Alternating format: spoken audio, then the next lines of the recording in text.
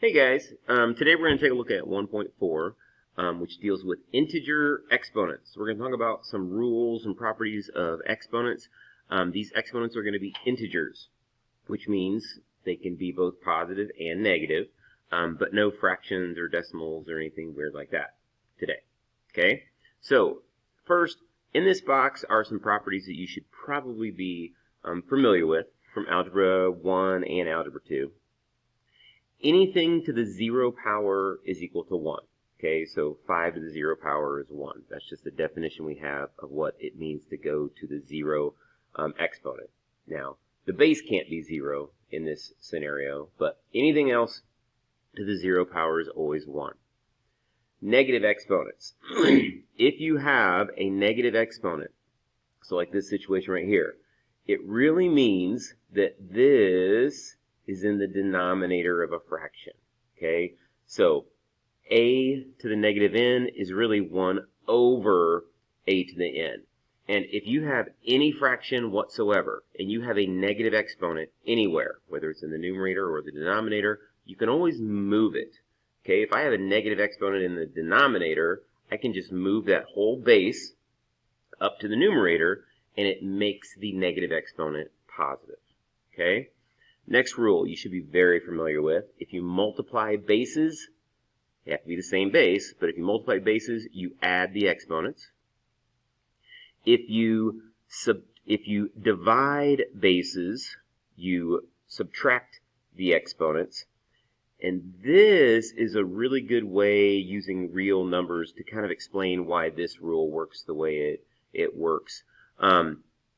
If this number is bigger than that number, the exponent, if this number is bigger than that exponent, then when you subtract these, you're going to get a negative. So that negative exponent is the same as having a number in the denominator. So they're equivalent to each other. That's kind of where this rule comes from. Next one. If you have a product, so you're multiplying two things, not adding, that'd be completely different. But if you're multiplying two things, then that exponent can come in and kind of attach itself to both of them. So it's kind of like the distributive property, but technically it's not the distributive property. You have to have addition going on for that to be the case. But if both of these are being taken to the nth power, then both of these are being taken to the nth power. Same with fractions. If you have an entire fraction to a power, then both the numerator and the denominator are going to that power. So you can write it this way. You can kind of open up those parentheses this way. And then another rule you should be pretty familiar with. If you take a power to a power, you multiply those exponents. Okay? So those are our rules. We're going to try to do these examples and see if we can use those rules. Okay? So first example, we want to simplify each of these. We also want to end up with our final answer with positive exponents. So if we have any negatives, we're going to move those up or down and get rid of those. So first one, this example, these two things are multiplying each other. The 3 and the 2 are just normal numbers multiplying each other. So that's 6. X to the third times x to the fourth, that's going to be x to the seventh. And that is all we are doing on that problem. Okay? Look at the next one. This one, I kind of have 3 separate terms all multiplying each other. But again, I'm just going to go through. I'm going to multiply my coefficients. That's the number in front of a term. Okay, so 4 and negative 3 times 2. So this is negative 12, and that's going to be negative 24. Then I'm going to multiply my x's. I got x cubed, I got an x to the fourth, and I got an x squared. So overall, I have 3, 4, 5, 6, 7, 8, 9 x's that are multiplying each other. So this is x to the ninth. And then my y's, I have a y squared and I have a y. So I have a y cubed. That's it. All right. Next one, z to the third to the fourth. So that's this property right here. If you take a power to a power, you are going to multiply those. The reason is this. If you're taking z to the third times z to the third times z to the third times z to the third, that's what it means to take something to the fourth power. Multiply it times itself that many times. But Now we're using the rule for multiplying, which says that if we're multiplying, we add the exponents. Well, 3 plus 3 plus 3 plus 3 is 12. Okay, so that's why this rule works. And again, z to the third means z times z times z. And z to the third means z times z. So technically what we have is 12 z's multiplying each other, and so we get z to the 12th power. All right, let's take a look at the next one. Now, the next one, I have an a to a power to a power, and I have another a to a power to a power. So first, let's open up our parentheses. So I'm taking a power to a power, so I'm going to multiply those exponents, a to the 6th. I've got a power to a power, so I'm going to multiply those exponents. 4 times 6 is 24. But now I'm shifting gears. Now I'm multiplying bases, and the rule for that is you add the exponents. So a to the 30th. That's your final answer. Okay, so that was, I gave that example because you have to kind of shift gears in the middle of a problem, and you have to go from using the exponent rule to using the multiplication rule, or the power rule to the multiplication rule. All right. Next one. Everything is being taken to the 4th power. I have this whole set of parentheses. It's all being taken to the 4th. So, -3 to the 4th power. So, first off, if you take a negative to an even power, it's going to be positive. Because technically, you're going to have 4 negative signs. They're all multiplying each other. So, these two cancel out, these two cancel out, and you're going to have a positive. So really all we have to think about is what is 3 to the 4th power? Well, 3 times 3 is 9, times 3 again is 27, and then times 3 again is 81. All right, so 81, and now let's figure out what we've got going on with our variables. We've got all of these variables being taken to the 4th power. So x squared to the 4th, this is that power rule. So a power to a power, so it's going to be x to the 8th. Y to the 4th is going to be y to the 4th. And then z to the 5th to the 4th is going to be z to the 20th. All right. Next one, we're dividing. So let's take a look at the division rule. Okay, you subtract the exponents. So what really happens is you're dividing. So you've got 9 b's up here, you've got 3 b's down here, and these 3 b's are going to cancel 3 of these b's, leaving us with, well, there's still going to be 6 b's up there. Well, 9 minus 3, that's where you get that. Okay, so b to the 6th power. So that's why that rule is the way that rule is. Okay, so look at the next one. Again, using the idea I just said, x to the 2nd over x to the 10th, you've got 2 of these that are going to cancel 2 of these. So you're going to end up with 1 over x to the 8th. Now, the actual rule for this says if you've got the same base and you're dividing, then you need to subtract the exponents. Well, if I take x to the 2nd minus 10, I'm going to get x to the -8. And the rule for exponents is if you have x to the -8, that's the same as 1 over x to the 8th. So again, this one is probably the easiest way to kind of think of that one. But this is actually using the rule, and this is the connection between negative exponents and the fact that they're in, like, the denominator.